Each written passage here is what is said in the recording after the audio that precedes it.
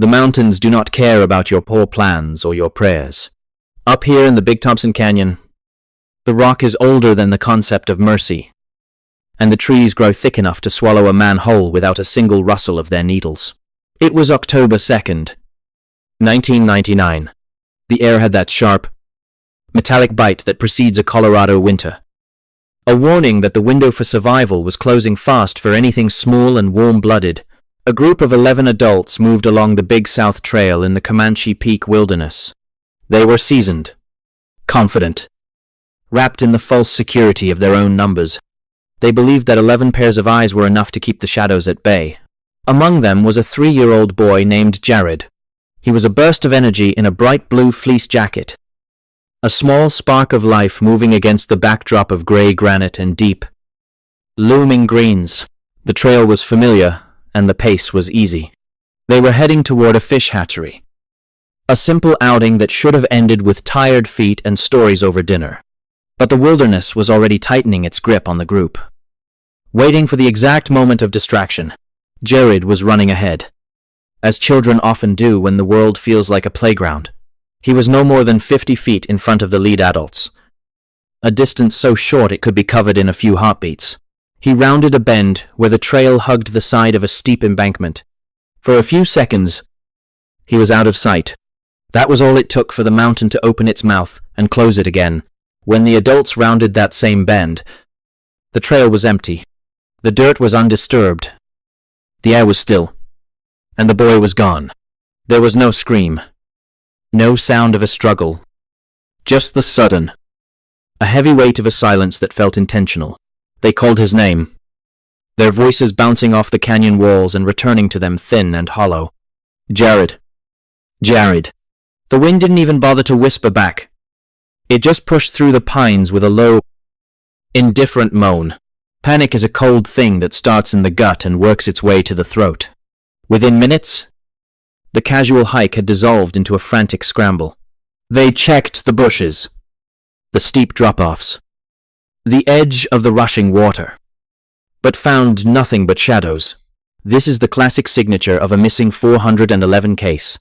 A person is there one moment, and then the world simply ripples, and they are erased. No tracks left behind in the soft dirt. No torn fabric on the mountain mahogany bushes. By the time the sun began to dip behind the jagged peaks, the search and rescue teams were mobilizing. Dozens of professionals, men who knew these woods like the lines on their own palms, began to descend on the canyon.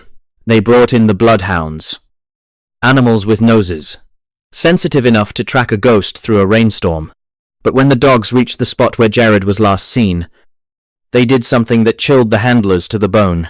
The dogs didn't pick up a trail and run. They didn't even whimper. They simply sat down, looked up at their handlers with confused, vacant eyes, and refused to move.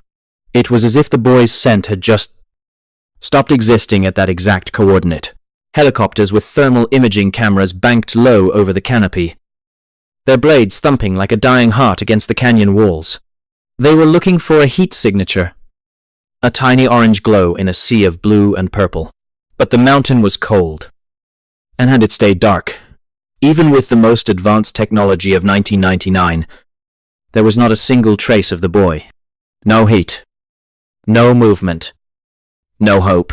The search grew to include hundreds of volunteers. They lined up shoulder to shoulder, sweeping through the underbrush like a human comb. They pushed through thickets that were nearly impassable, searching for any sign of a blue fleece jacket. Days turned into a week, and the weather turned cruel. Snow began to fall, a white shroud that covered the canyon and ended any realistic hope of finding the boy alive. The authorities eventually called off the search, leaving the family with a hole in their lives that no explanation could fill. For 4 years, the case sat in a dusty file. The mountains kept their secret, enduring the seasons as the granite crumbled and the pines grew taller. People spoke of mountain lions or bears, but even a predator leaves a mess. Then, in June of 2003, 2 hikers were exploring a rugged area far above the original trail. They weren't looking for Jaryd. They were just trying to navigate a steep, treacherous slope that most people would avoid. High up on a cliff face, in a spot that required technical climbing skills to reach. They saw something that didn't belong. It was a flash of blue, nestled against the grey rock like a fallen piece of the sky. As they got closer, their blood turned to slush. There, on a ledge that a 3-year-old could never have reached on his own, sat a pair of small hiking shoes. They weren't scuffed. They weren't weathered by 4 years of Colorado sun and snow. Next to the shoes was the blue fleece jacket. It was turned inside out, a detail often found in these strange disappearances. But it was in nearly perfect condition. No blood. No tears from animal teeth. No signs of the violent struggle you would expect from a predator. And then, they found the remains. A small skull. A single tooth. And a few fragments of bone. They were resting on the rock, as if they had been placed there with deliberate, terrifying care. The location was more than 500 feet above the trail where Jaryd had vanished. To get there, a 3-year-old would have had to navigate vertical rock faces, dense, thorny brush, and a climb that would exhaust a professional athlete. The math of the mountain didn't add up. There were no tracks leading to the spot. No evidence of a mountain lion dragging a heavy kill up a sheer cliff. A lion would have shredded the jacket, crushed the skull, scattered the remains in its den. Instead, the items were laid out like a grim display. The investigators were baffled, their reports filled with clinical language that tried to mask their sheer disbelief. How does a toddler end up at the top of a mountain? And why was his clothing so well preserved? This is where the logic of our world fails, and the missing 411 phenomenon takes over. We like to think of space as a solid thing, a fixed map of miles and feet. But what if the mountain has folds? Pockets where the distance between the bottom and the top is only a single step. Some theorists suggest a spatial fold, a translocation where a person is plucked from one coordinate and dropped in another, miles away or hundreds of feet up. It would explain why the dogs lose the scent, and why the victims end up in impossible locations. Imagine the boy rounding that bend in 1999. He doesn't just walk out of sight of his family. He walks out of our version of reality. He steps into a shimmer in the air, a place where the geometry of the woods is twisted and wrong.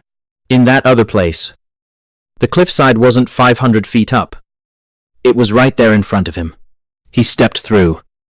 The door closed, and the mountain swallowed him. By the time he realized he was lost, he was already on a ledge that no human could reach. The inside-out jacket is another recurring detail in these anomalies. It suggests a disorientation so profound that the victim tries to shed their skin. Or perhaps the process of being moved through a spatial distortion reverses the orientation of their clothing. The cynicism in my voice comes from knowing that Jaryd's case is not the only one. These patterns repeat across our national parks.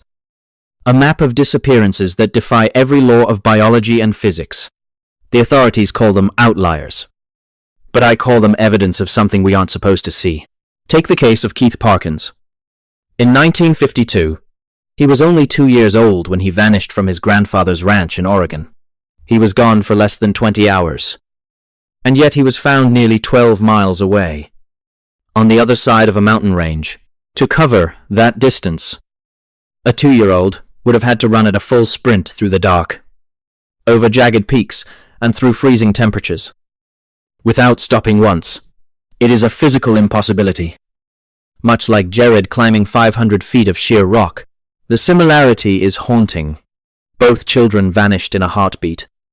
Both were found in locations they could not have reached on their own. And both cases involve a landscape that seems to actively hide the truth. We tell ourselves stories to feel safe. We say it was a mountain lion, or a freak accident, because the alternative is too terrifying to contemplate.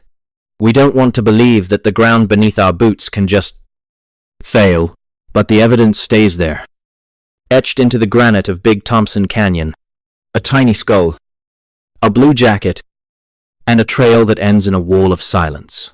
The mountains don't forget, and they never give back what they've taken without leaving a scar on the soul of everyone left behind.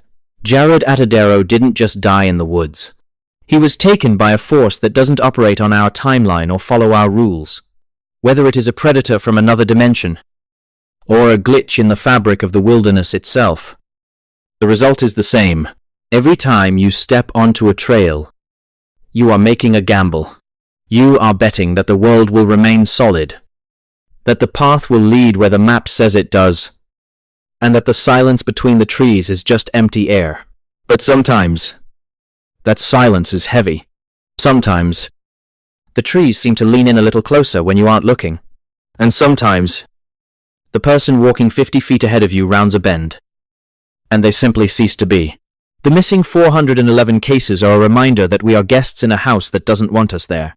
We have built our cities and our roads, but the high country remains a place of ancient, hungry shadows. When you go into the wild, watch your children, watch your friends, because the mountain is always watching you, waiting for that 1 second where you lose sight of what matters.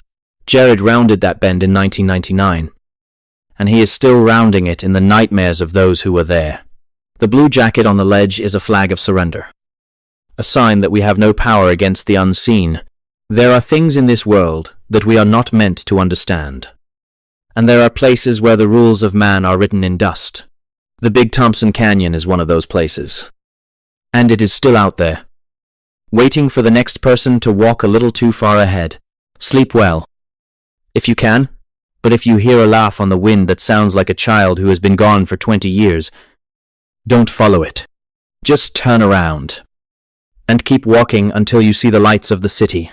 The mountains are tall, the woods are deep, and some bends in the trail lead to places you can never come back from. Jaryd found one, and the rest of us are just lucky we haven't found ours. Yet, in the end, we are all just tiny sparks moving through a vast, indifferent, dark, and the dark, as they say, is always hungry.